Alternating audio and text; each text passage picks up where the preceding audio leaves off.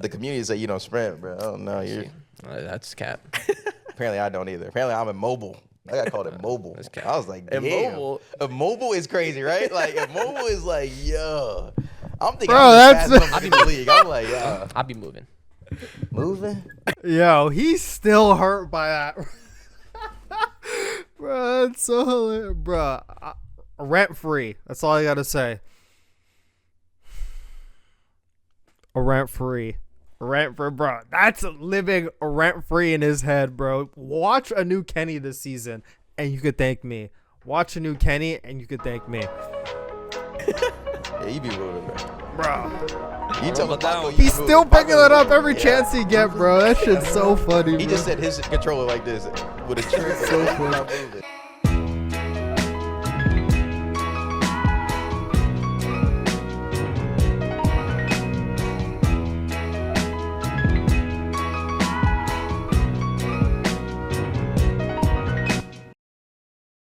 Yo guys, welcome back to another episode of the Borito Talk podcast. I am your host, Borito, the number one CDL ESPN analyst / content creator in the world.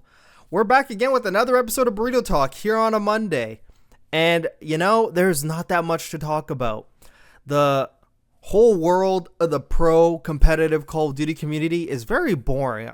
I feel like I need to start some beef again because there is quite literally nothing going on. Everyone is so boring. We're just patiently waiting one more week for the beta to have some things to talk about.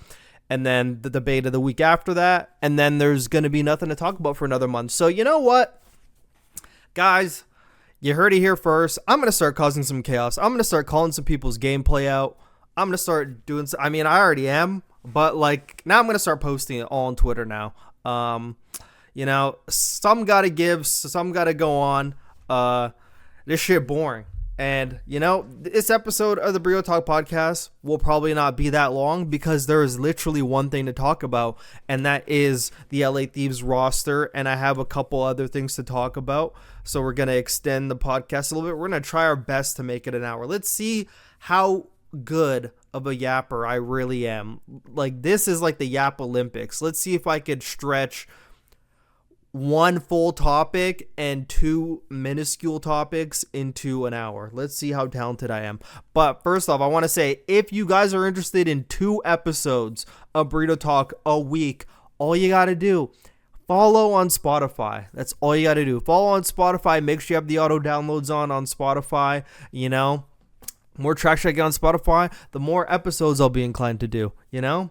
That's how it works, you know? For free. Just follow on Spotify if you got the app. I'm not sure how podcasts work on Spotify. I'm not sure if you have to have I don't think you have to have a Spotify subscription in order to, yeah, I don't think so. I'm pretty sure you can just have the Spotify app and just listen to the podcast on there.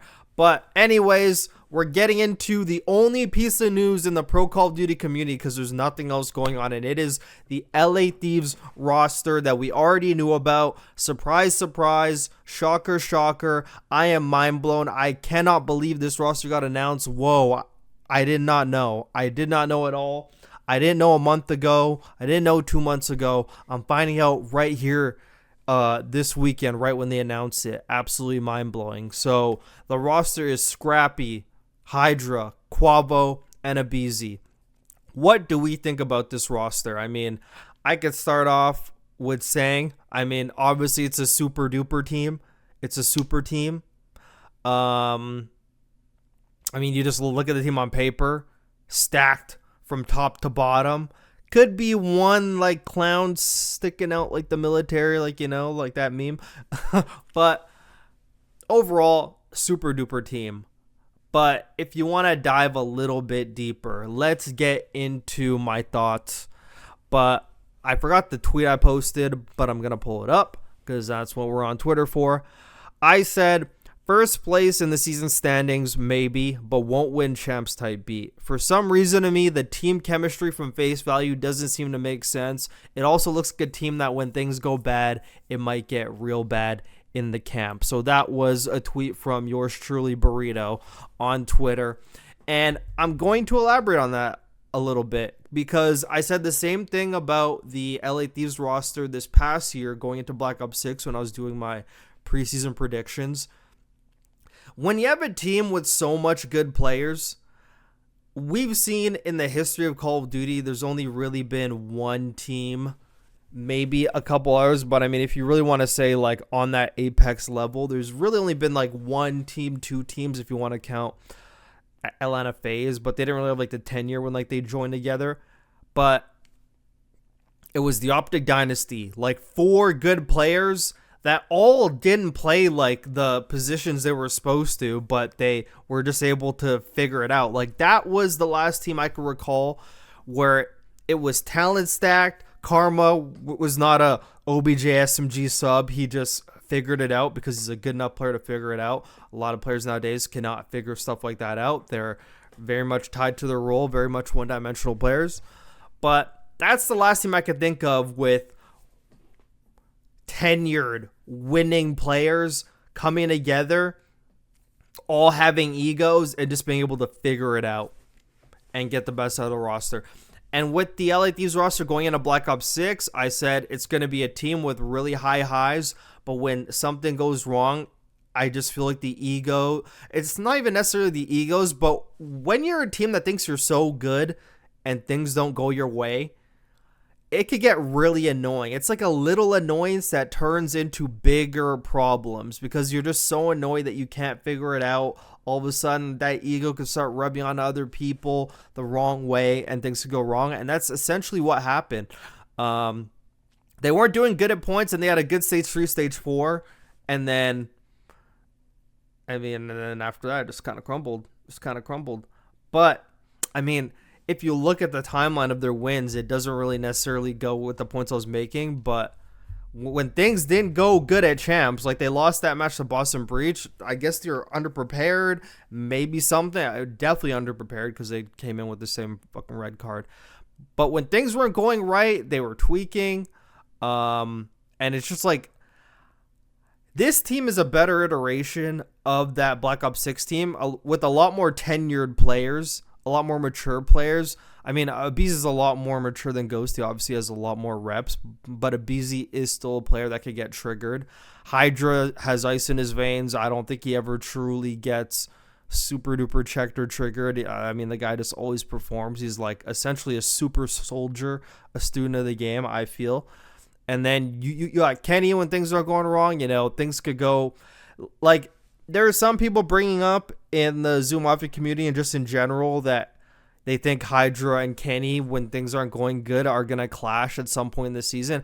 I could see that happening. But at the same time, actually, I mean, I can't really say it for Hydra because Hydra is a world champ. I was about to say Hydra doesn't really have any world championships. But I think it'll be like that for Scrap. I don't think Scrap and Kenny are really going to argue that much because Kenny's a proven winner and Scrap is yet to get over that true peak. He's won some majors, obviously, but hasn't gone over in any of the big tournaments. Every big tournament, he's always crumbled when it mattered. So I think in that sense, he has a very well-found respect for Kenny. But as a whole, I mean, I talked about the S&D a lot. The dynamic in S&D, Abizi and Hydra in the CDL era have never picked up the bomb. I think even pre-CDL era, I don't think they took the bomb.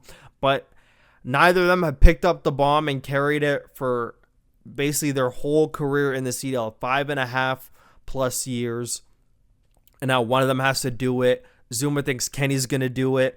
I think that creates a terrible dynamic because now if Kenny takes it, if you look at some of the stuff I post on my YouTube, if Kenny takes the bomb, it's essentially up to Hydra and Abizi to have to make plays. And if they don't make plays, Kenny kind of gets left in no man's land. You're kind of leaving Scrap to...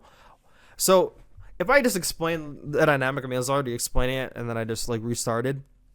So Zuma thinks, because like Zuma reacted to like my clip and he thinks that Kenny's going to take the bomb. I made a video about how Kenny should not take the bomb. Has to be Abizi. Like, honestly, has to be Abizi, has to be Hydra. They gotta take turns or something. The reason why I think the dynamics messed up. So let's say Kenny takes the bomb. BZ and Hydra, obviously known for their playmaking and S&D, they go forward. They're trying to make the plays. One guy has to be that guy that's kind of in the back, watching pinches, watching flanks.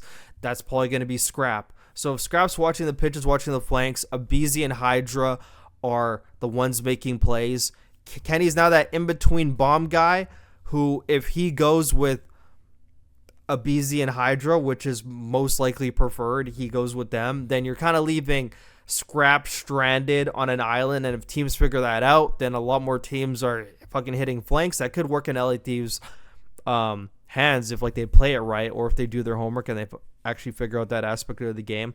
But I think what you're going to do to get the best out of their S&D is them playing very tight together. There's going to be a lot of like 3-4 hitting things. Granted, I mean, I can't say the Mombit's already like that, but there has to be a lot of hitting shit. I think realistically, BZ should take the bomb. I think he just needs to get that dynamic to his game, and honestly just make plays with the bomb. Honestly, just make plays with the bomb. If you drop the bomb, your team's got to figure it out, because I don't think making it BZ be more passive, getting the bomb down, is really going to benefit what he brings to S&D. Like, I could say a lot of things about a BZ when it comes to respawn and doing the wrong things, but when it comes to S&D, he is a top 3 S&D player of all time. He is super goated in S&D. He has a very good read on S&D, makes very good plays, not afraid to make plays, especially when like you're man down. He has a very good read for S&D. Sometimes, like in Vanguard, on Tuscan, when he's doing the same thing, like sometimes when he gets flustered, he does the same thing over and over and over again,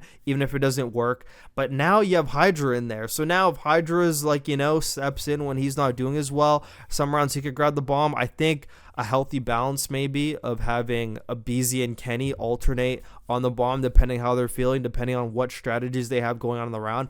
I think that would be a good dynamic.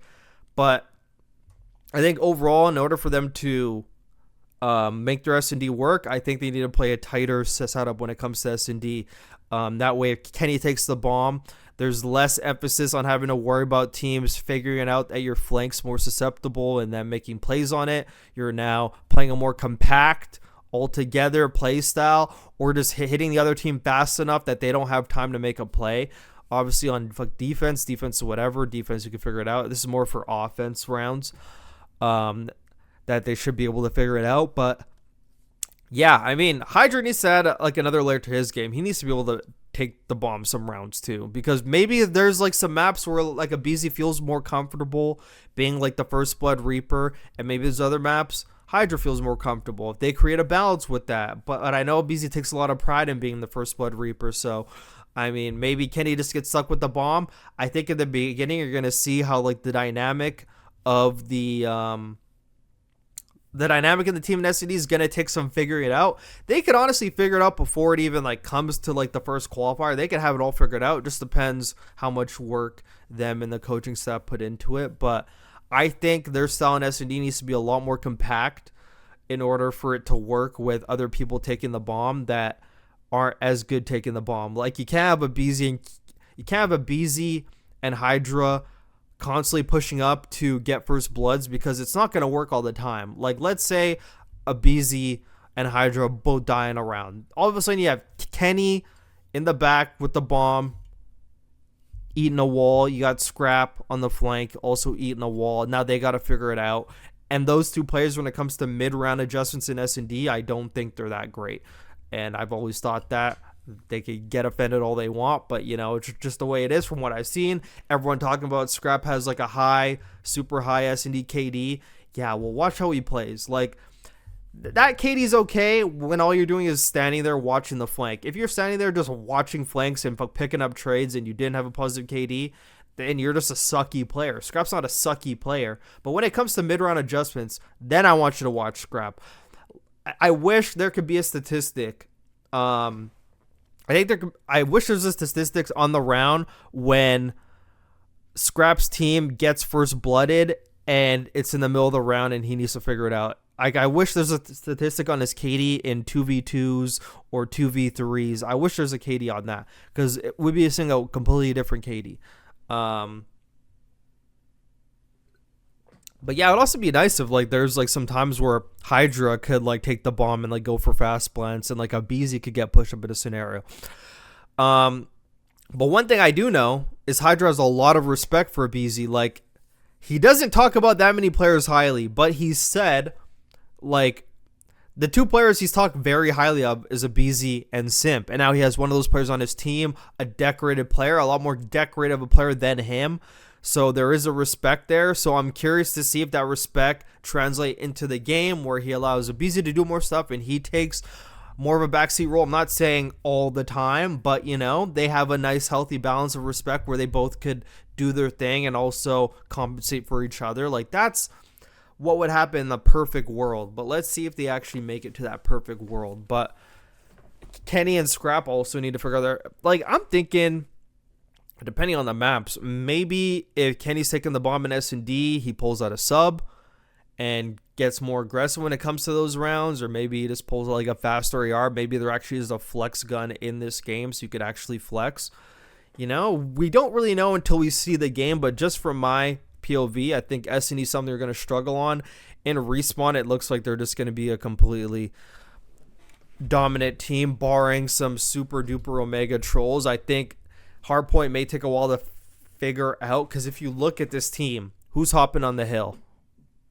Everyone would probably point right there to Kenny. He's like if you look at this, it should be a BZ as well. It should be technically everybody. But I would say Scrap and Hydra are still the superstars on this team. But I mean, if you're bringing a BZ in, you're not bringing him to be a secondary player. Bring him to be the player that he is. So I think everyone just has to learn how to play together and have respect for each other. On the map, I'm sure they all respect each other as players, but I mean actually respecting each other when it comes to gameplay, because I'm sure Hydra has glowing things to say about Kismet, about Priesta, but I know in his mind he's thinking they're secondary players to me, like they're gonna do whatever helps me do good, because when I'm doing good, like, you know, we actually win. And it felt like everyone was playing around Hydra, which I mean is great. Clearly worked out. Clearly proves how good of a player he is, because he's able to carry some not so good teams. But in a team like this, you can't have that same mentality of, yeah, you know, everyone's just going to play around me. It's going to be okay. You need to be able to be a better teammate as well. But that's part of growing up. That's part of growing as a Call of Duty player. We've seen Kenny do it. Kenny was a superstar SMG that had no responsibilities. Black Ops 4, he's running the best guns. He does whatever he wants. And then you see later on his career maturing onto Optic, maturing, you know, like becoming a different type of player, AR player, flex player, more win-oriented, hopping on the hill, doing whatever it takes to win. You know, how he's able to evolve. Let's see how these other players could evolve. Let's see if Scrap could evolve from just being a run around, get kills, to being a more dynamic AR. It's all about dynamism, becoming more dynamic, and I think this is something this team's gonna have to figure out. They talked in their podcast about how like they broke down like near the end of the year. I think that also partially comes down to coaching staff, but is coaching staff really gonna be able to handle all these egos? I mean, granted, they have Sender, who Hydra speaks very highly of. They got Shane, who I think they speak good of as well. He's the head coach, but it's a matter of them also being able to corral all these egos to get on the same page and work with some flow, work with some cadence, work with some pizzazz, some synergy to them. You know, it's all up to them to actually figure it out. It's all up to them as a collective, and we'll see how it works. We'll be critiquing their gameplay the whole entire year, because that's what I'm here for. But overall thoughts of like the LA Thieves team, I think they're probably going to finish first in the standings. I think just skill-wise, they're going to skill diff pretty much almost everybody, but we're going to get more into that when I talk about like the top 3 teams, because we're going to talk about that later.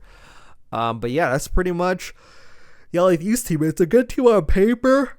I do think that they're going to crumble at champs, though. If I have to make the prediction early, I mean, I was going to make it during my roster prediction episode when all the rosters are actually official closer to November, but I do think this team might fall short. This team's either going to fall short or they're just going to exceed everything. Like, there's no in between. They're either going to fall. I mean, those are basically the only 2 options anyway. But I think they're either going to crash and burn. Like, I want to see how this team does when things aren't doing too well, because they're so good on paper that I feel like if they're doing bad and they're losing to like Cloud9, let's say they lose to Cloud9, they're going to be like, what the F? Like, how are we losing to this team, you know? And are they going to be able to figure it out and everything? We're going to be watching that dynamic. I'm very interested in their S&D. I think their control, if you just look at everyone on the team, I think their control is going to be great. I'm very interested to see how Abizi and Hydra work out, because Abizi was talking about on the podcast, like, he hasn't played with, like, a good player before. I don't know. It's kind of what it felt like, but I know he probably wasn't intending that. He's like, man, I literally get the chance to play with Hydra. I feel like we're going to be insane. But let's see how that dynamic works. Because if he plays submissive to Hydra in terms of playing the more secondary OBG role, I'm going to be wondering, why couldn't he do it with Simp? Like, did he not have enough respect for Simp? Was he so focused on, like, that thing everybody says about Simp being better than him that he felt he had something to prove, so he didn't want to play that playstyle with Simp, but now he goes and plays with Hydra? Like, I'm definitely going to be thinking about that, like, when and if it happens. If he plays, like, all of a sudden you start seeing him on the hill, he has the highest OBJ per 10 and everything, I'm going to be like, why couldn't you play that with FaZe? Like, it would have been way better if you were playing that way. So that's another thing I'm also going to be looking out for. As for Kenny, I mean, Kenny's got a lot to prove. Will Kenny return to form this season? When he's playing well, he's one of the most valuable players in the league. In my opinion, LA Thieves will win 2 to 3 chips in Black Ops 7 if he returns to MW3 form. What are your thoughts? This is from some random person on the Zoo Mafia community post, by the way. MW3 form, I mean, we could pull up MW3 form, but I mean, I'm not sure how good his MW3 form is. If we pull up statistics, let's pull up statistics. So if you're on video on Spotify or on YouTube, you're going to be seeing the statistics I bring up. So we're just going to bring up MW3. So MW3 season as a whole. Let's see Kenny's statistics in MW3. Let's see how high he was. So we're talking about KD here. Where is Kenny on the KD leaderboard? Below a 1.0. I'm not surprised. Everyone's talking about MW3 form, but I think what people actually mean is champs. I think that's what people actually mean when they talk about MW3 form, because he wasn't frying all year. So Kenny in MW3, he's sat at a 1.0 KD, which is great, actually. He had a 1.03 in hardpoint, great. Where the heck did he just go? I just lost him. Okay, he had a 1.03. Where's the arrow, dude? I can't even do this. Okay. And then in S&D, I don't think his S&D was positive, if I take a guess. Okay, he had a 0.91 in S&D. I mean, that's understandable with the players you have on your team. You're kind of just being a role player on that team. And then in control, Kenny had a 0.97. So, I mean, MW3 form, don't really know what you're talking about, but I do get what the person's trying to say, though. So, even Slayer rating, where is he on Slayer rating? So, his Slayer rating was this 78.47. So, I mean, this whole MW3 form propaganda is not that great. Tell you right now, that's a pretty low Slayer rating, even like Dashy. But this goes to show how ARs were in that game. You see like Dashy down here with a 74 Slayer rating in MW3, and that just like goes to the way that game was played with hardpoint and everything. But MW3 form though, MW3 form, I think they more mean is he gonna be able to be like the quicker player who's like actually running around getting kills. But when you have Scrap and Hydra doing that, and also a BZ, there's gotta be, not saying there has to be a slower player, because Merc showed, you know, you don't have to be slow, but when he's slow, when he's fast, Dashy was a bit slower, but not super duper slow. Like, you have to be slower, but not too slow. There has to be somebody holding some angles, you know, has to be someone watching some pinches. That's probably going to be him, probably be Scrap. Let's see how that dynamic works out. I just think they have some dynamics to work out, and it might take them some time to figure it out. I feel like it might be like this version of LA Thieves, where it takes some Major 2, Major 3, Major 4 to actually start to figure it out. But I don't think they're going to figure out like the first stage. They have so much talent, and they need to figure out how that talent needs to play with each other. It's a lot harder playing with really, really good players when everyone on the team is good, because it's way harder to figure out that dynamic of like how the team's going to play more selfless, like comparing to other teams who are more mid-pack, where they're just more open to it. They're just trying to do whatever they can to win. I mean, obviously the top teams are too, but it's like a different level. It's a different level. But will he return to form? I don't think so. I think he's going to be like the OBJ person on the team. It's hard for people to be the superstar on the team with Scrap and Hydra there. It's insanely hard. It's insanely hard. It's insanely hard, but that is also a testament to Hydra and Scrap to just be better team players.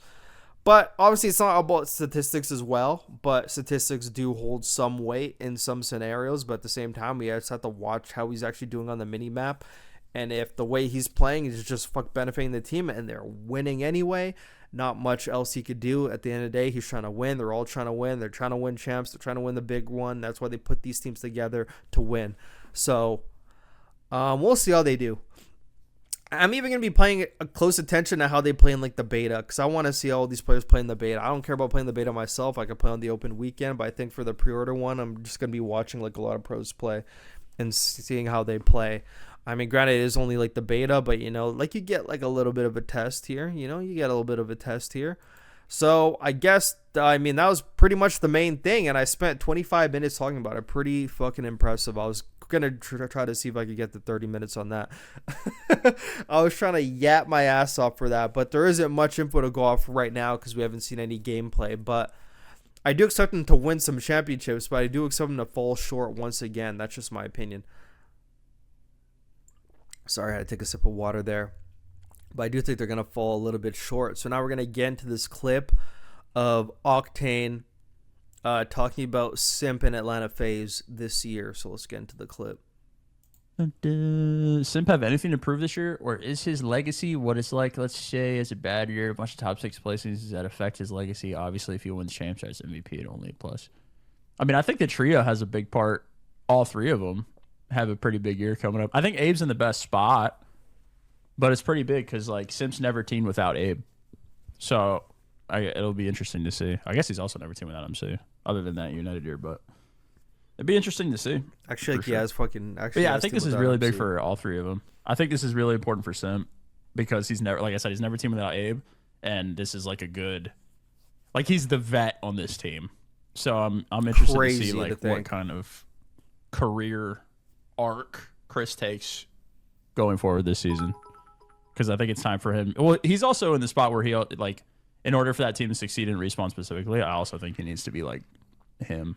I agree with that point. So will it affect his legacy? I think it will, because if Simp does not have a good year, then everyone's gonna be like, oh well, you need like a BZ, but he's already going down in the rankings of the all-time, after Shotzzy just won. Many people putting Shotzzy above him. So now if he doesn't win this year and he just has an average year where he gets like 1 chip. Let's say he gets 1 chip and loses everything else. I don't think people are going to start viewing him as like the GOAT. I think people are going to take him off like that GOAT debate, especially if he's losing. There's other players that are in that conversation that are going to be winning. It's not like Cloud9 and LAG are going to be fucking winning, It's not like that. It's like if he's not winning, it's going to be LA Thieves or Optic winning. And the players on those teams are also in the freaking GOAT debate as well. So, he's just going to be going further down. Like if Hydra dominates this year and gets another world championship, Hydra probably may start surpassing him in those rankings as well. Like no one really has Hydra in like the top 10 all time yet. But now Shotzzy's in there. People move Simp to number 7 now. So if he has another bad year, I think this is going to hinder his legacy, because now it's like the narrative of you not being able to win with a BZ is now prevalent if you don't do anything this year. Like, if a BZ wins without him and he doesn't win without a BZ, makes a BZ look way better. People will probably start putting a BZ in the top 10, start throwing a BZ above him. Like if a BZ wins a world championship and wins like 2 majors, then a BZ probably goes ahead of Simp because they pretty much have the exact same accomplishments. Like, so if a BZ gets the ring before Simp, then he's passing me the all-time standing. So his legacy actually is like on the line this year. Like I hope he understands the gravity of the situation, because even it was said before, like Simp talking about it in his camp, like Simp does think he's like the greatest COD player of all time. So I mean, now it's time to nut up or shut up. Like if you really do think that, like now you really have to prove it this year. Without a BZ on the team. And it's not even just about not having a BZ on the team. You just have to prove it to yourself too. Like this is a really big year. Everyone's split. Now we're seeing like fresh face on different teams. Can you do it with this team as well? And he also has like that record of being able to win with 100% of his teammates. Will that record fall this season? I'll make my predictions in the prediction show before the season starts. So I'm going to hang on to that one. But yeah, he does need to prove himself this year. There's no questions about it. Like, I know he cares about his freaking legacy too. It's not like he's like, I don't care if I'm like the GOAT or not. It's not like he's saying that. He actually cares. So he's definitely going to be trying to win, trying his hardest. I think that's why he got the players that he got around him this time, so he could be spotlighted a bit more when it comes to gameplay, have a lot less objective responsibilities, and be able to will his teams to victory and be the player that he is, and, you know, look a lot better. Like, you know, pretty much. So, you know, everything's geared for the team to play better around him and him for him to become the player that he wants to be again, because he was that player in Black Ops 4 and even in Cold War. Now it's time for him to go back to that. So I think all sights are set on him to set himself up for success. Is up for him to deliver. So yeah, legacy's on the line. It's a lot less on the line for Abizi, because Abizi was never put into those GOAT debates. But now he has the opportunity here to just pretty much sneak from under like the carpet now, because they weren't putting him in the top 10 before, but surely they're going to put him in the top 10 now. If he wins a rank, he passes Simp if he wins more than them, because, you know, they have the same accomplishments already. Granted, his placings weren't as good because he had that year in World War II with E6, but if he wins champs this year and like a major, if he wins champs in a major, he's ahead of Simp. He has to be all time, you know. And if he has a good year doing it, if he has like a 0.88, might be up for debate, to be honest. But yeah, I mean, yeah, but not really much to talk about there. But I wanted to get a little bit into the statistics, because we wanted to talk about LA Thieves a bit. I'm not going to be doing timestamps on this episode. F that. You're just going to have to listen to the whole hour. Sorry. That's the whole point of the podcast, huh? But we're just going to talk about we're just going to go through the stats a bit. I haven't gone through these stats, but just going through the stats of everyone on LA Thieves now and seeing the dynamic of objective responsibility, etc., etc. So the LA Thieves roster, obviously Hydra and Scarp are on the same team the whole time. So both their overall KDs were a 1.13. That's insane. Like, both them together both had the same KD. Their Slayer rating's pretty much the same. Hydra has a 95.03. Scrap has a 94.73. Respawn KD, Hydra has a 1.14. Scrap has a 1.12. Damn, they're like the Splash Bros. They both have the same BP rating, a 1.18. Whatever weight you want to hold to that. Hardpoint KD, Hydra 1.14, Scrap 1.11. They both had basically the same kills per 10 with a 27. Scrap has a 27.32. Hydra has a 27.55. Not much of a difference. Scrap has a higher damage per 10, a 34.69. Hydra has a 32.13. OBJ per 10, obviously Scrap's a bit higher. Hydra has a 42. Scrap basically has a 58. And then their gauges per 10 are pretty much the same thing. Hydra has a 51.77 and Scrap has a 52.02. So now we're going to bring Abizi into the mix. We're going to bring Abizi first, then we're going to do Kenny. So Abizi has a 1.0 on the dot overall season KD, an 85 Slayer rating, which is 10 less than, I'm actually going to move this one over, which is 10 less Slayer rating. And it's so funny because he had less OBJ responsibility than Simp, and he had a lower Slayer rating. So take with that what you will. Respawn KD 0.99, and his BP rating way lower than Scraps and Hydra's with a 1.05. His hardpoint KD was a 0.96. He had 23 kills per 10 minutes, which if you compare to Hydra and Scrap, they're on 27. His damage per 10 was a 29, lowest on his team. Hydra and Scrap obviously had the 32 and the 34. OBJ per 10, he had a 53, which is lower than Scrap even. Hydra had 9 freaking less than him. That's even more impressive. Actually had 11 less, which is insanely more impressive, to be honest.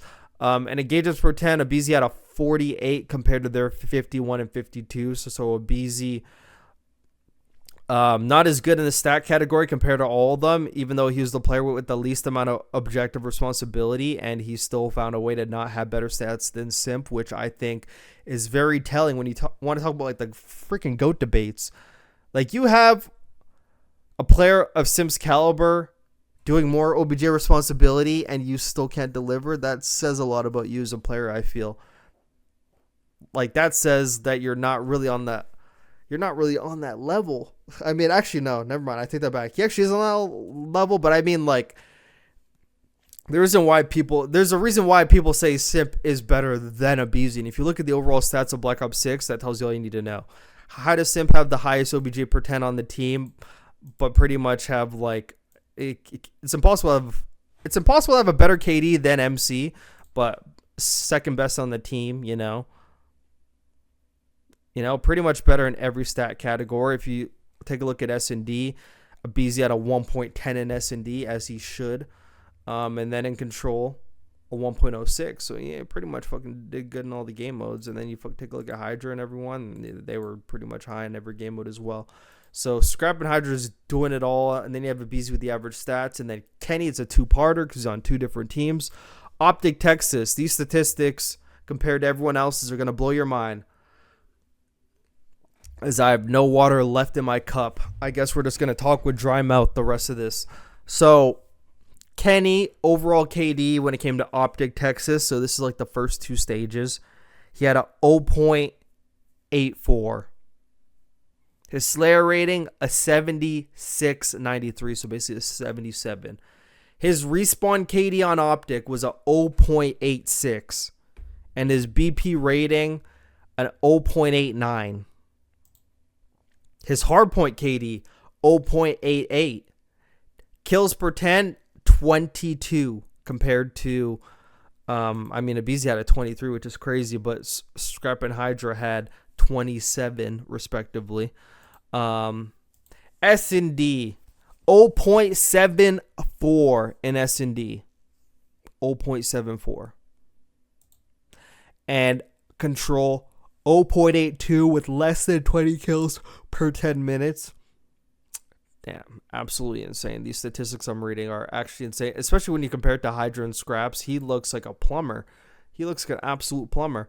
And then you look at his statistics on Rocker. They got a bit better because he was kill whoring a bit more. But on Rocker, at 0.98 overall KD compared to his 0.84 on Optic, starting to get a lot more kills. 85 Slayer rating. All right. Respawn KD 0.98. And then hardpoint KD 0.97, still under a 1.0. And I've always said, if you want to consider yourself a good AR in the CDL, you need to be averaging a 1.0 or more. You can't not be negative if you consider yourself a top AR. Like, being a top AR and being negative just means you're losing, like, pretty much every gunfight. You're losing your pre-aims. You're pretty much not benefiting the team in any way. And then OBJ per 10, he had a 53. S&D, a 1.02 because he played Island a lot. I mean, granted, he didn't really play Island a lot, unlike Optic, because, like, they're trying to get him to do a bit more, but he was watching, like, some flanks. Actually, I guess he kind of was playing the Island, but I feel in S&D with Rocker, he was hard baiting a lot more, so that's a 1.02. Control, he's a 0.99, which is a significant improvement for the Optic team. So when you just look at these statistics, he's definitely going to be the person on Thieves with the most OBJ per 10, doing the most OBJ responsibility. My question is, who's going to be second? Who's going to be second? Or is it preferably going to be a healthy balance between everybody? But Hydra's probably still going to be like the lowest on the team. If I had to just take a educated guess, Hydra would have to be like the least. he just has to. So taking that into account, I mean, I'm curious who that second person is going to be. And that's where the dynamic, that's where the coaches, I'm going to be a lot more on coaches this season because I think coaches are kind of sneaking under the rug. I'm going to be highlighting a lot more people. I'm going to be a lot more unapologetic. I don't know why I'm treading lightly. That's doing nothing for me. I mean, I'm just going to say how I feel. and I think coaches need to be doing a lot more. I mean, I know a lot of coaches, you know, they don't have streaming going. They just don't do anything. So, you know, a lot of them are just like not trying to get fired because they only have like the coaching job. Guys, if you're in like the pro league, there's some notoriety there. There's some, you know, there's somewhat of a built-in fan base there. It's up to you to capitalize it and monetize it. And if you don't, then, you know, that's just like your fault, you know, that's your fault. So I think coaches need to be saying a lot more if it's actually warranted, because I think a lot of them are scared to say stuff, because I always wonder, there's so many good players and there's so many what I would think are good coaches, but like how are certain teams making the same mistake over and over and over and over again, and nobody, like, how is it not being corrected? There's so many people in the camp watching things over. How are the same things being done over and over again? I say that all the time. A lot of great minds on a lot of these teams can't figure stuff out. There needs to be a reason for that. And maybe people aren't speaking up enough because they think they're going to hurt people's feelings, whatever. But with this LA Thieves team, in order to get the best out of this team, people cannot take it personally. I know they have people like Kenny on the team that like understand like that dynamic of being able to just say whatever and not it be personal. Like just say it, just to get off your chest. Like this team needs to be unapologetically themselves, be able to say what's wrong and be able to nip it in the bud and nobody take offense to what anyone else has to say to each other, and just know it's all business. It's not personal. As long as nobody takes it personally. Then I think that, like, if this team actually really hones in on things that are going wrong and they fix it with a smile on their face, they're going to be the most dangerous team in the CDL. The reason why I have my qualms about them is because I don't think they're going to do it. You know, I don't think they're going to do it to an extent. They're obviously going to win something. There's no way this team fucking doesn't win something. You know, they got to win something, right? How crazy of a prediction would that be? Like, to predict that LA Thieves doesn't win a championship all year. That'd be a crazy prediction. We'll see how the rest of these rosters shape out, even though, like, I mean, the bottom half of the league doesn't really matter.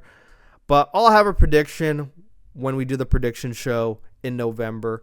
I mean, it would have to be before, like, the CDL starts, so we can see how, like, the game plays, before the season actually starts. We'll do the actual prediction. And I'll have some hot takes there, because I do have one team that I think is just not going to win and not going to live up to standards. And I'm not talking about the bottom half of the league, because we already know half of them aren't winning. There isn't enough space for half of them to win. And, you know, like, someone in the top three is going to win multiple. I just don't know who yet.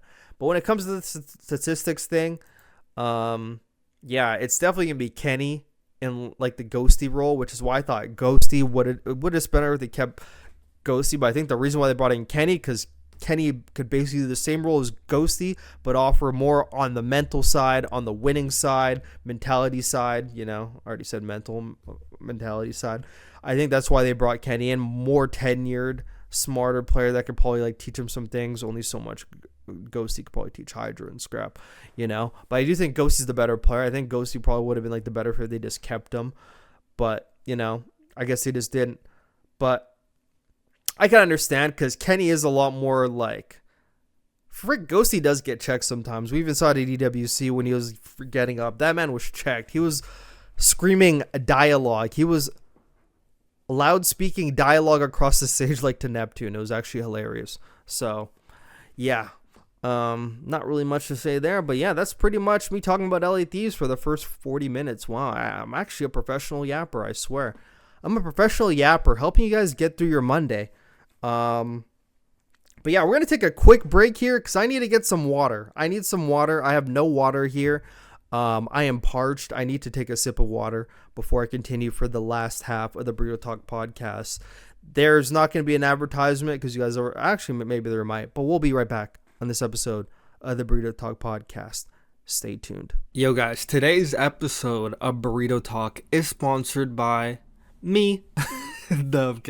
Today's episode of Burrito Talk is sponsored by the Burrito Takeover YouTube membership, the best membership on all of YouTube. For just $4.99 Canadian, you unlock a bunch of extra behind the scenes, extra breakdowns, extra analysis from yours truly, Burrito. A lot of extra content that you will not get on any other YouTube channel for their memberships. Not trying to compare or anything, but it is the best YouTube membership. If you're interested in extra content, extra chill nights, watching breakdowns, analysis, so much good stuff in the archives and so much more on the way from yours truly, Burrito. So hit the join button. Join, support the Burrito Takeover on my road to full-time content.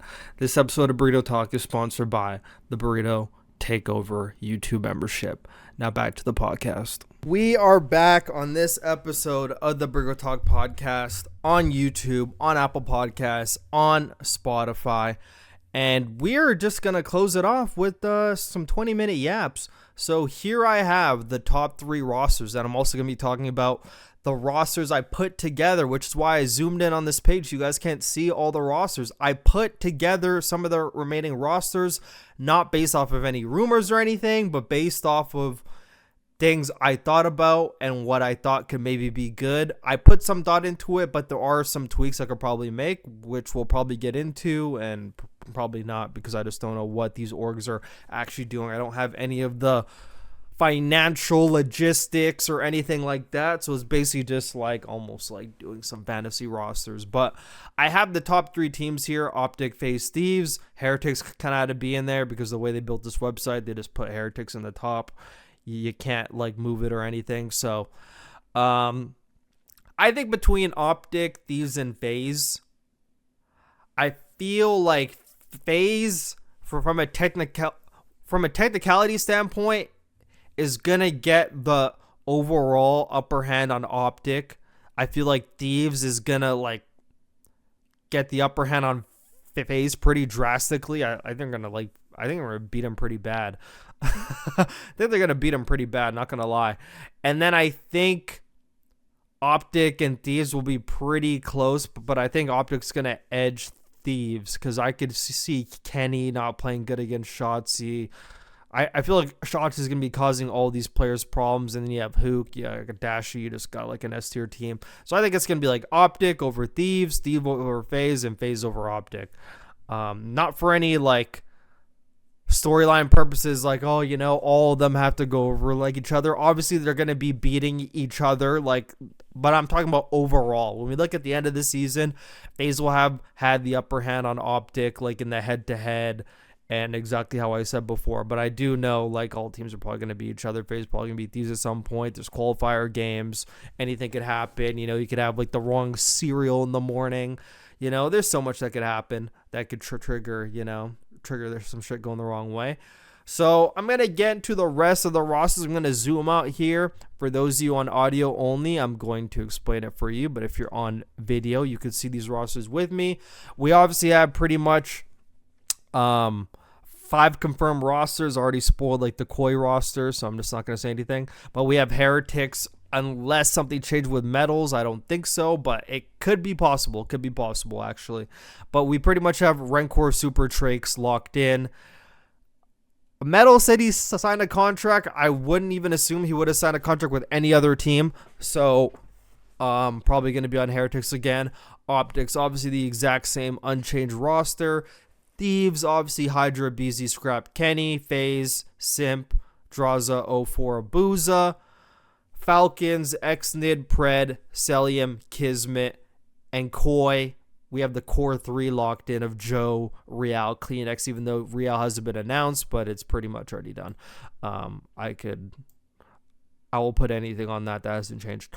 So now we're going to lower down here. We're going to get into the last rosters here. So Koi has some options.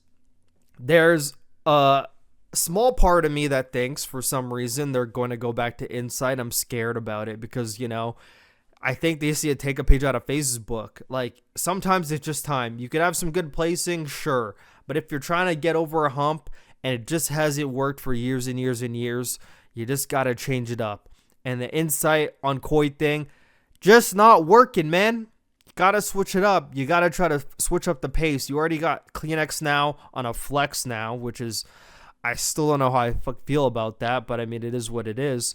But I like the core three of Joe, Real, Kleenex. I think they're going to cause some problems. I really wish Kleenex could be on a sub. I really do. I think he's as true and as smart as an SMG player as they get in the league. He is so smart at this, at just Call of Duty in general. The way he reads the game, like take a look how he reads the game on the map. He is such a smart player. Such a smart player. So bring him as a flex. I mean, I guess it could only be up from there. And I was looking at the AR options, and I was looking through them, You got Arcades, you got Beans, you got Lunars. Don't like any of those three. Awakening apparently switching to an SMG. You got Priesta. I would absolutely hope not, but I mean, nothing would surprise me. You got Slasher, 31 years old. You got Spart. You got Dylan Rex. You got Brack. You got Diamond Con, you got Fellow, you got Flames, you got Fire, you got Gunless, you got Harry, Illy, Paul X, Attempt coming back, who's not getting on that team for sure. You got Vivid, you got Encourage, who's coming back after quitting after a month. You got F Dot, you got Mythics, and yeah. But the person I picked is Neum, because I like the idea of picking up an unknown variable and seeing, and Ultra has done this quite a bit throughout their tenure in the CDL, picking up young talent, and they perform. Next thing you know, they're on Optic. Next thing you know, they're doing better things. Joe's another player that they took a chance on this year, became a superstar player. Not saying that's all down to Ultra, but he did have great pieces around him. And I think they could actually do it again by taking a chance on a good AR. It doesn't lower their pace, but you get a good AR who's good at S&D. And I think Neum, in terms of ARs, there's not that many like good prospects when it comes to ARs. And I think Neum is like next up in that AR flex category. He's not a main AR.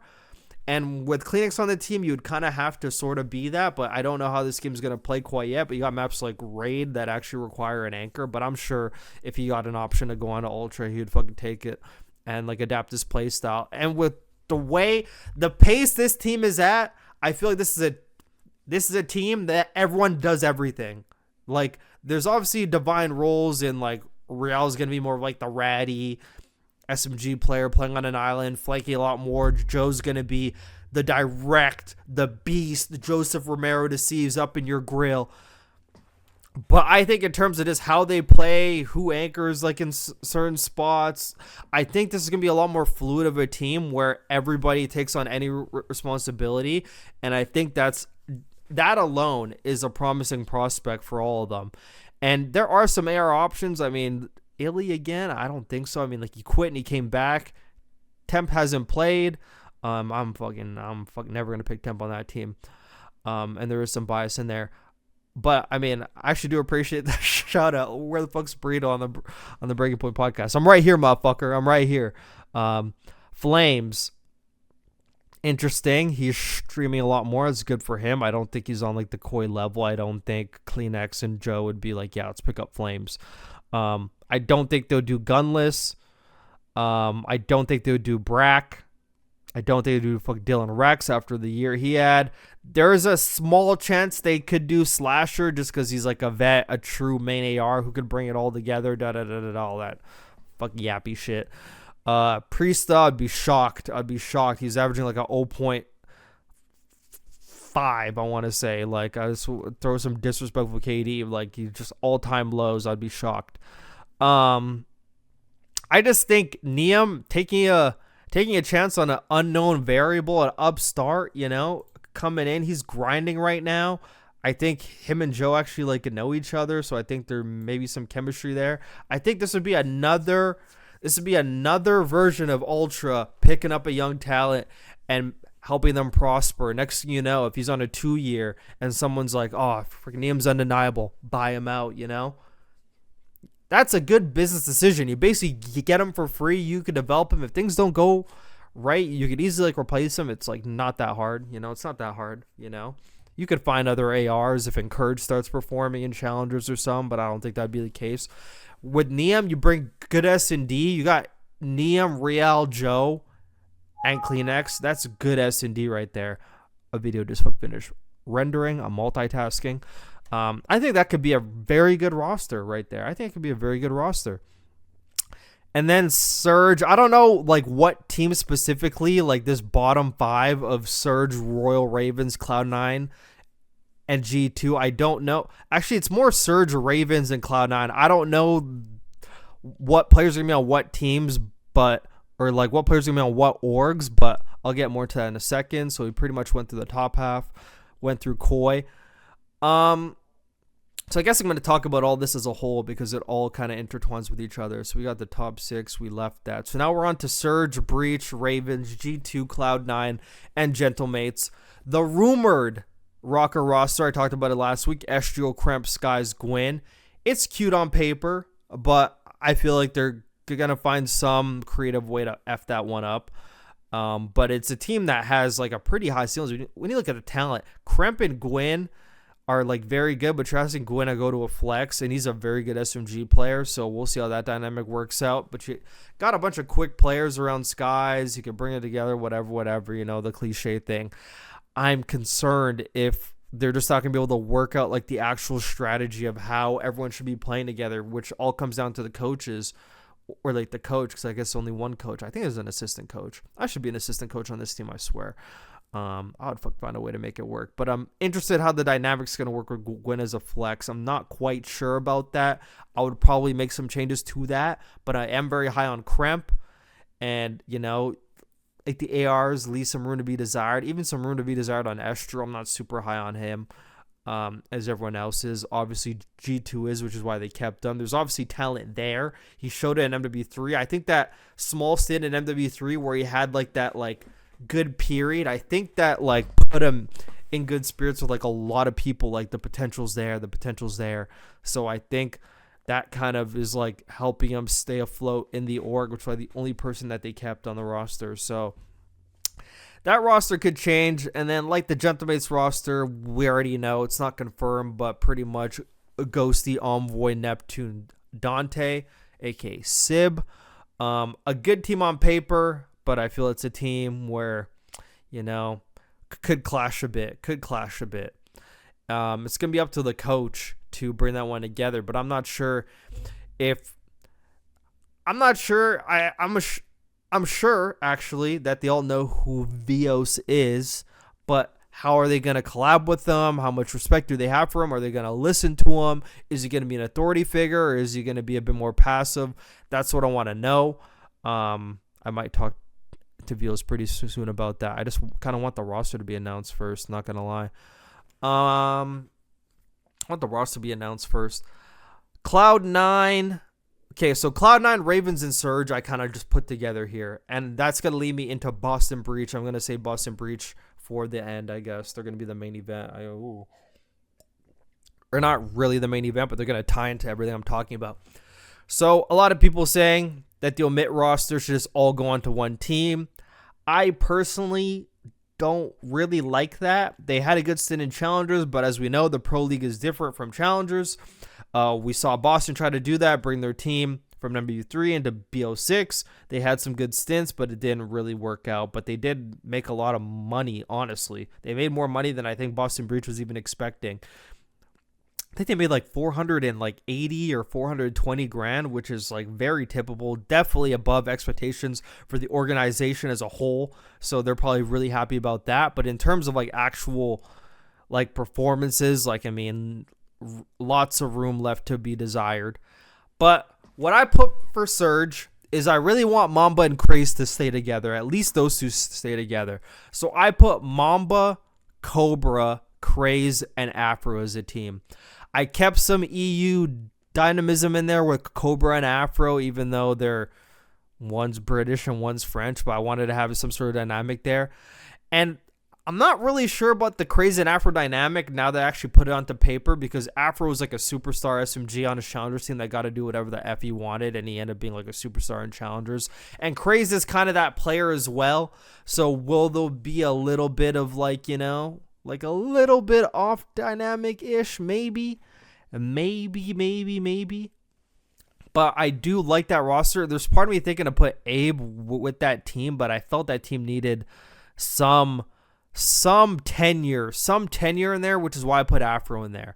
but there are like some players that I think could switch. This is not definite. This is just me spitballing, okay? So for Surge, I put Mamba, Cobra, Craze, Afro. I think they got a good mixture in the ARs there, and I think these are all players. The thing I like about this team, which is why I put it together, these are 4 players, even though like 3 of them are just mostly Challengers players, all 4 players are extremely confident in themselves. And when you got 4 players confident with themselves and they put that together, that could actually cook. Because that's something that I think a lot of newer players struggle with, to actually have that. I like to call it like the Hydra and AG like belief. Like Hydra and AG like truly in their heart, in their deepest of hearts, really believe how good they are. And it shows in their gameplay, like how sure they are themselves. They don't get flustered by pressure or anything. I'm not saying these players won't, because we haven't had a big enough sample size. But these are 4 players all just confident in each other. And if they're confident in each other, then they'll be confident in each other as a team to like make it work and actually figure out a dynamic that works. So I think that could be like a good dynamic there. And then Royal Ravens, this roster I'm probably gonna get cooked for, I'm not gonna lie. So if you're listening to this on audio only, and you have like the what face after, it is what it is. For Royal Ravens, I put Insight, Exceed, Mac, and Abe. I found a way to get Exceed onto the show. I don't know why. I need to see him back in the league. I'm not a fan or anything, but I actually am a fan of how he plays. Like, I actually think he's very misunderstood. I'm not going to say Parasite. I'm not going to compare him to Parasite, but I think he's very misunderstood as a player. Like, he's a really good, very knowledgeable, like, player. Like, he actually is. I'm not sure if he just gets underestimated or underrated, or people don't like the way that he speaks or carries himself, but I think Exceed deserves another shot in the league and on an actual good team.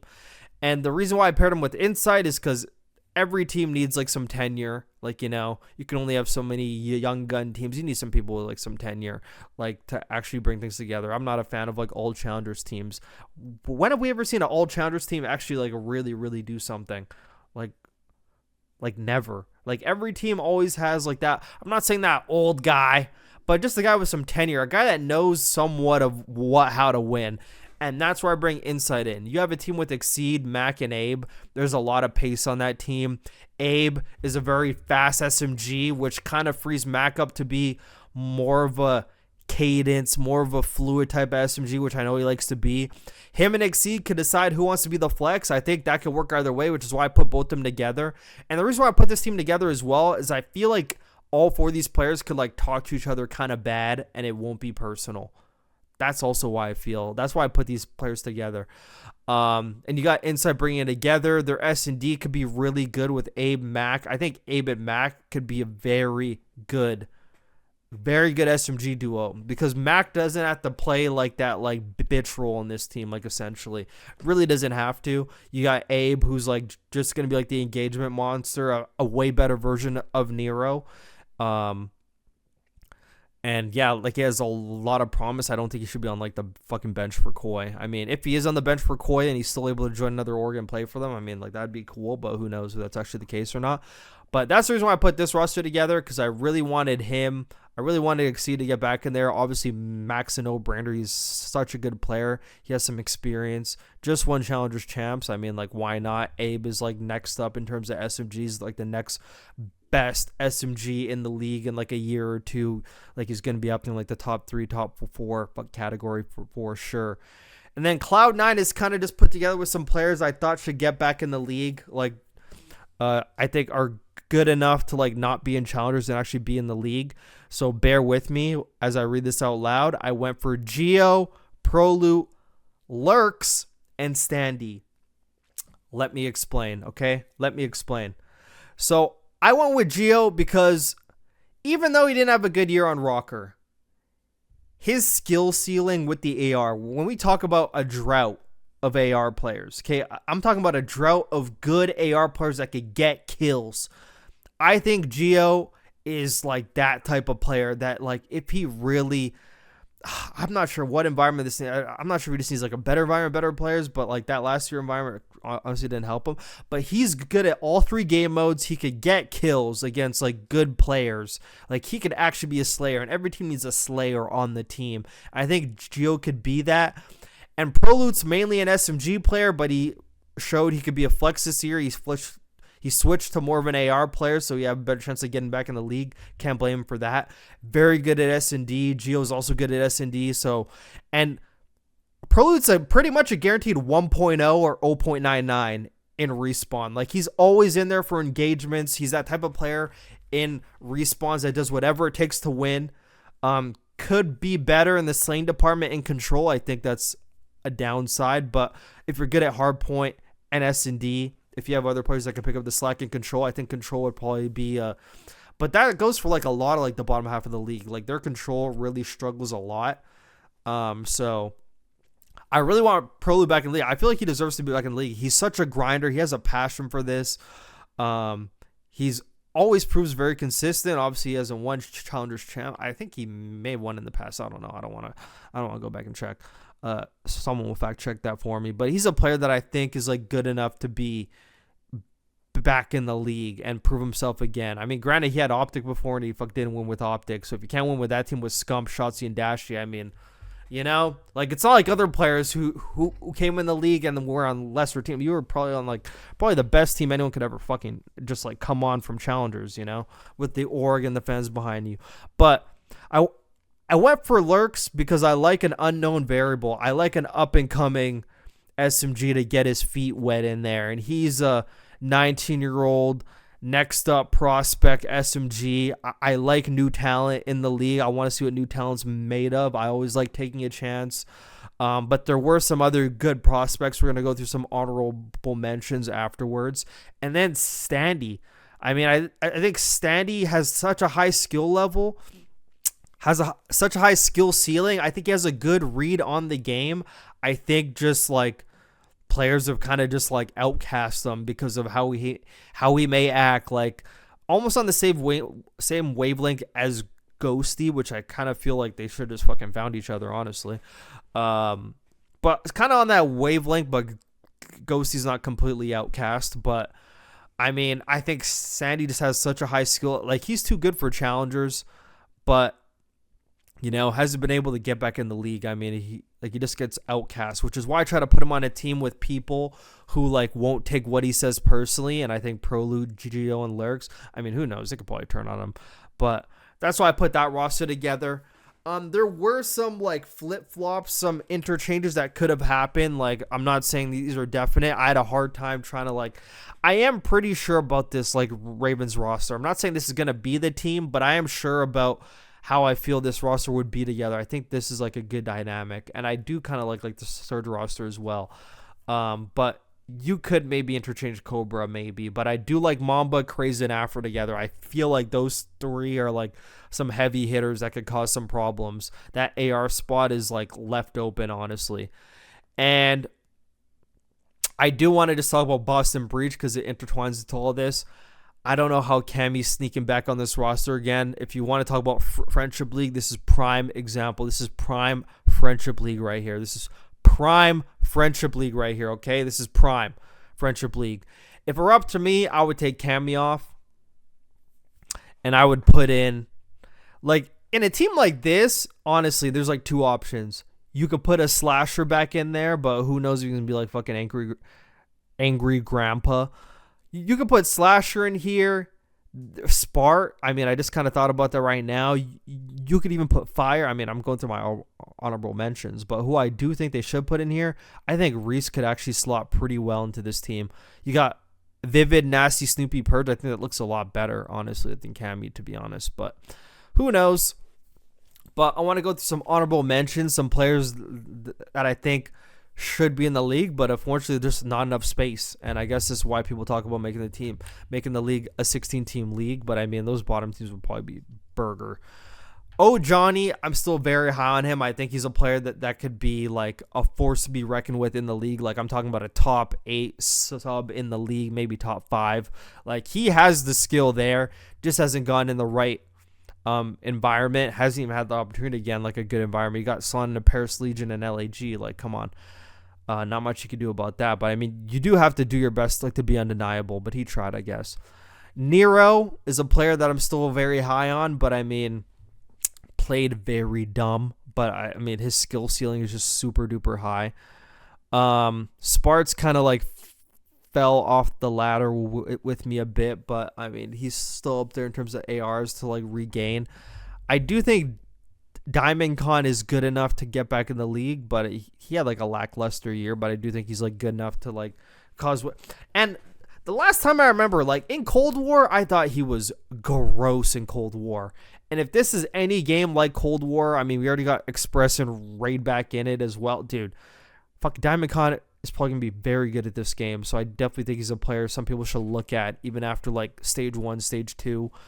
Fire proved to be very good with the AR this year, is a player I think should be getting some looks. Flames had a good stint in MW3. Maybe he's a player people should look at. He wasn't really on my honorable mentions, but I just crossed by him and I thought I'd put him on there. Yuli is another player. He is a smart player. And not only that, he just seems like a good guy. He's a very good, chill guy that I don't think would cause problems on any team. He's a player that wants to win. He's won Challenger Champs before, so he's proven he could win at that level. I feel like he's ready for the next level. He was on like the London Royal Ravens at some point in time. I think it was MW2 or fucking, I don't know, or Vanguard. I don't know when. Someone's got to fact check me on that.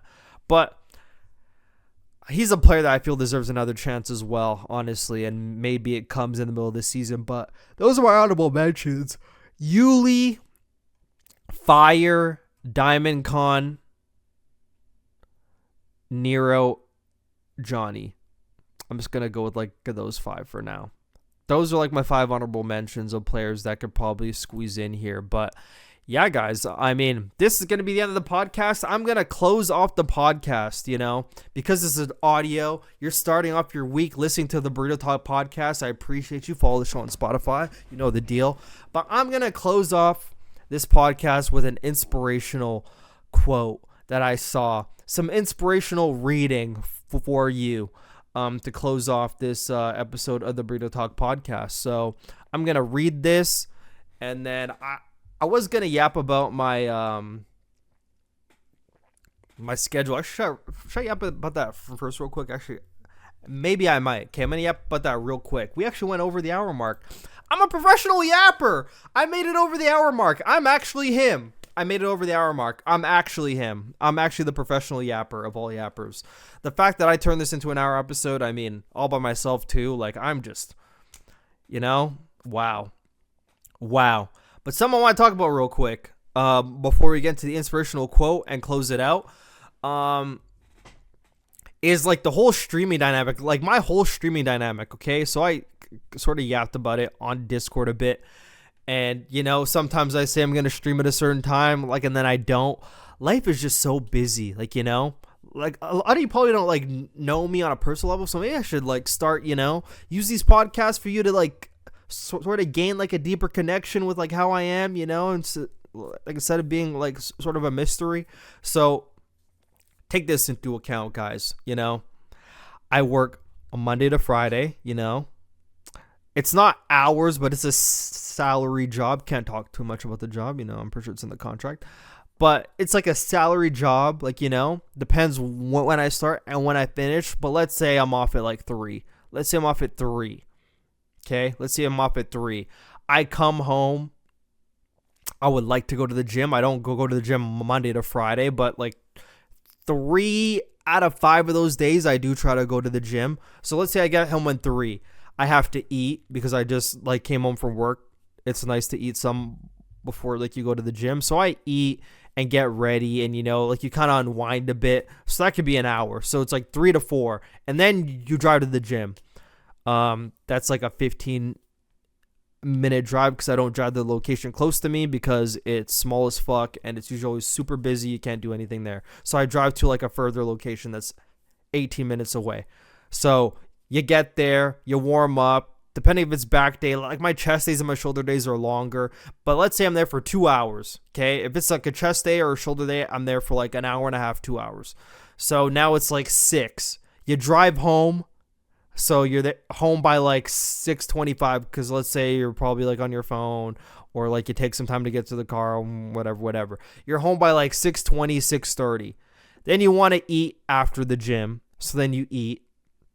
And then let's say now it's 7. So now you need to decide, because it's not like I have my YouTube fucking videos planned out. It's not like I just like, oh, I know I'm going to make this fucking video, I'm going to go do it. Sometimes you need to like figure it out, and you have to find the right gameplay to go through, and recording a video, just recording a video in general and editing it to where you're going to render it. If you're going to render it that day, that whole process is like an hour to an hour and a half.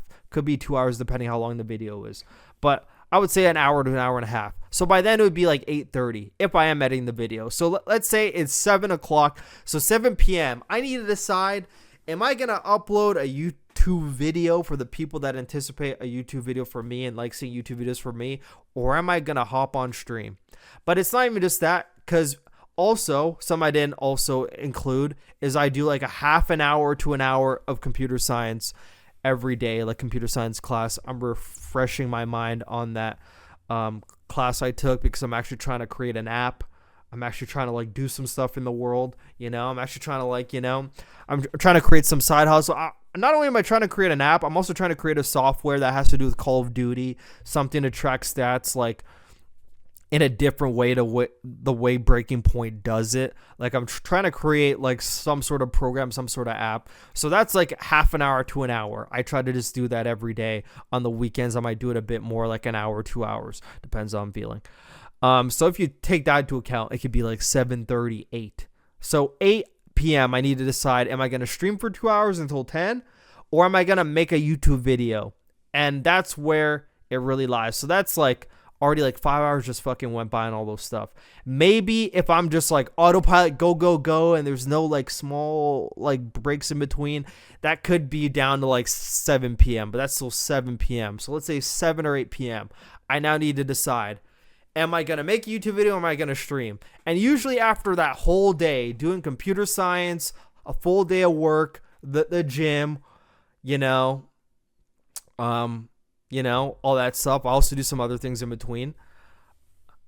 Usually I'm like exhausted, because usually I don't even sleep that much. I sleep like 5 hours, sometimes even 4. Usually like exhausted, like, oh, do I have the energy to stream? Like, actually have energy so I'm not a zombie. Granted, it's only 2 hours, but it's either I stream or I make the video quick enough and maybe I stream. But usually that's where I have the conflict, and usually I just get tired. And usually it's like 8 p.m. do I stream? And if I stream, that means I can't even play any games. Like, everyone's always wondering why you don't play that much ranked. This is pretty much my everyday Monday to Friday. So when it comes to that time, I have to decide, am I going to make a YouTube video or am I going to go play? I have to make the YouTube video. I'm a content creator first, so I have to make the YouTube video. But now since it's the off season and I don't have to play, I don't really play games that often because there's no time. As you can see, I only have time on the weekends, really. So yeah, at that point I need to decide. And then around 10 p.m., I like to go make my dinner at 10 p.m. and like do other things, like, in between. Not do other things, but I like to catch up on sports or wrestling at 10 p.m. So I try to do that while my dinner's getting ready, and I usually eat my dinner. I'm in bed by like 12:30 a.m. And I'm up at 5 on a good day. Most of the time I'm like late, and that's why I'm home at like 4. But that's just like some insight. Sometimes I just like, obviously, it's not really an excuse saying like you don't have time, but sometimes there literally is no time. Otherwise, I'm going to be up till like 2 a.m. Being up till 2 a.m.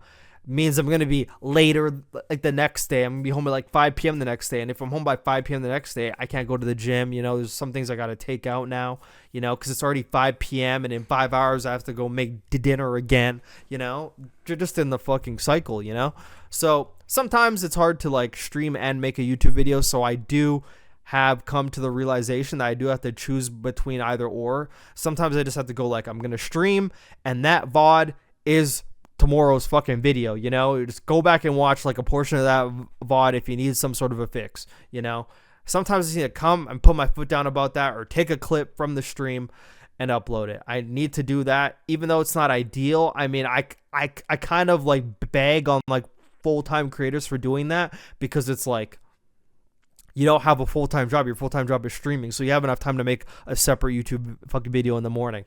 I do not have that time, once I am a full-timer, I will have time to actually make a YouTube fucking video in the morning, go to the gym in the morning, do everything before 12. That way at 12, I could actually like stream and play like the whole day and interact with everybody, do all that stuff. But with work and everything in the middle, I could be waking up at 7 a.m. doing all the bullshit from 7 a.m. to 12 p.m. and it's out of the way. And then by 12 p.m., it's like straight streaming content. And I can fucking do that every day. And I'd be doing it with a smile on my face. So, like there is that. So, wanted to give some insight, yap about that a little bit longer. Hopefully next week there's some more news to yap about. Otherwise, I'm probably going to do like some old school stuff. But I'm going to close off this episode of the Borito Talk podcast with a quote about confidence, okay? Like a lot of you and like your daily lives, like, what is confidence, So we're just going to get into this. How to develop confidence is the title of this post by a guy named Chase Harris. His @ is Chase Austin 888. I just saw this post. Not post, popped up on my feed. So I'm going to read it here to you for those of you on audio. Confidence is a muscle. The more times you experience being in a situation that causes stress, anxiety, or fear, the more familiar being in these emotional states become. This familiarity reduces anxiety over time, which becomes confidence. Most fail to realize this and cap their potential before even swinging the bat at life because they're trying to think their way into being confident instead of building it. If I want to build muscle, I can't just stare at the weights. I have to move them. Confidence is not something you can think long enough about and then become it. You can't use logic. It's something that comes from doing something so many times that it no longer moves your mind in a negative or positive direction. Problems now just exist. You have no emotions or opinions towards them. You just do what needs to be done to fix them and move on to the next step. An example would be approaching girls. The guy who's approached 1,000 women no longer feels the same fears, no longer thinks about the same risks, and doesn't hesitate to speculate. He just sees pretty girls and goes up to them. He's in a flow state compared to the guy who's only approached 10 women, who's lost in his own mind, speculating everything that could go wrong. Where people go wrong is they delusionally expect to have confidence after their 10th time they do something. The guy with the 1,000 approaches had to start somewhere. He went through the same struggles as the guy with 10. He just didn't stop. It's cliche about the 10K hour rule. You become a master after doing something for 10,000 hours because it becomes muscle memory. It becomes part of your being and routine. It becomes autonomous. In summary, confidence comes from reps. Similar to the gym, the more weight you push, the easier that weight becomes to lift. You get stronger, you move up in weight. Same applies to everything else. If you do something that causes high stress or fear and constantly keep overcoming the stress of fear, eventually it takes such a high degree of stress or fear to affect you. I think I read that part wrong, my bad. You almost become invincible because these mental muscles become so strong. Confidence is just the word used to generalize. I can't even say that word, my bad, my tongue twists on that shit. The existence of these muscles. Keep swinging the fucking bat, brother. Eventually you'll hit big, and that's it. So confidence is about getting reps. It's about doing things over and over again. It's why Kobe said, the reason why I'm not nervous hitting those game-winning shots is because I practiced them a million times. Confidence is about reps in everything you do. This could go for Call of Duty. If you're worried about not performing in game or under pressure in a 5-5 scenario, or your shot's not that good against the best players, it's because you quite simply didn't practice enough. Confidence all comes down to doing something over and over and over again to the point where it doesn't even feel like any sort of fear, any sort of doubt. You're just so used to doing it. It's like breathing. We don't think about breathing. Breathing's not pressure. We've done breathing our whole lives. Breathing is just there.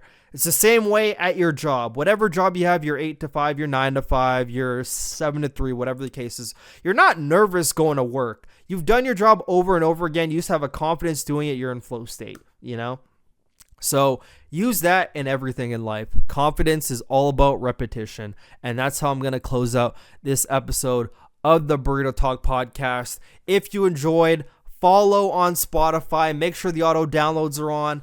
Like this podcast. Share this podcast with a friend. I'm trying to be the number one Call of Duty / I'm not going to say lifestyle podcast because, I got a long way to go on that. But we are going to be seeing some more free-flowing podcasts here because there's not that much to talk about the COD community. I guess we'll see what happens over the span of this next week.